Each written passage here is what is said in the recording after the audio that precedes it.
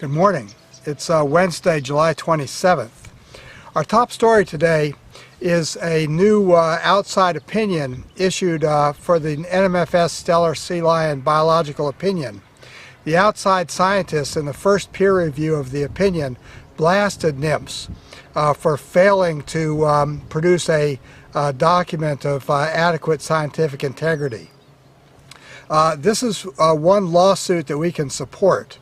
The state of Alaska and other parties are suing NMFS over the Steller Sea Lion Biop that was issued last year.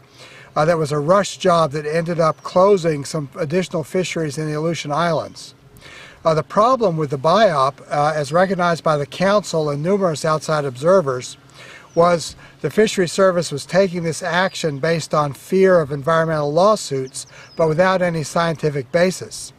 NMFS had promised that even after they issued the emergency rule, there would be an outside peer review. Such an outside peer review has never materialized. However, the state of Alaska and the state of Washington did fund an independent peer review, and that group of scientists has just issued their preliminary report and are now going to take draft comments. They found that NMFS failed in several areas.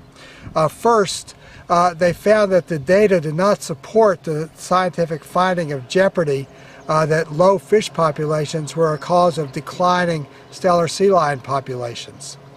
Secondly, the report found that NMFS improperly used studies that had been done in the Gulf of Alaska and transferred them to the Bering Sea and Western Aleutians without any real analysis of their applicability. Finally, the authors point out that the NMFS study was never peer-reviewed and in fact disregarded a number of critical comments and observations from other scientists with long experience in Steller sea lion studies. Probably the most egregious factor was the fact that if you look at studies since the year 2000, for the last 10 years, they 100% show that the degree of fishing pressure has had no statistical impact on the growth of Steller sea lion populations.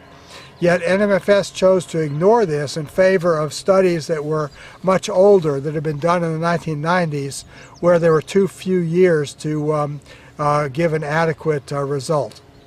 So the upshot is we hope this peer review will strengthen the state of Alaska's lawsuit against NMFS.